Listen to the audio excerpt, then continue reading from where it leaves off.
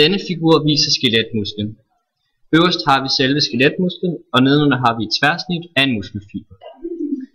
Muskelcellerne hænger sammen ved hjælp af bindevæv, som er i forlængelse ved senerne, som er hæftet fast til knoglerne.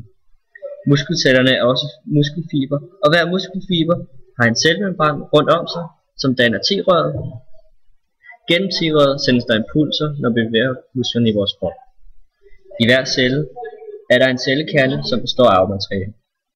Der løber kapillærer, også kendt som blodårer, langs alle cellerne i kroppen.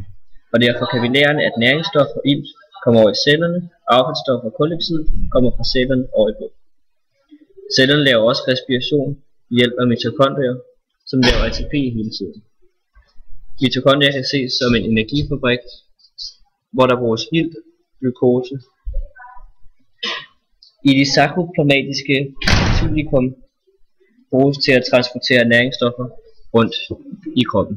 Og inde i cellen er der bundter af muskelfiber, opbygget af proteinstofferne aktin og myosin. Aktin og myosin filamenterne er placeret inde imellem hinanden i et bestemt system.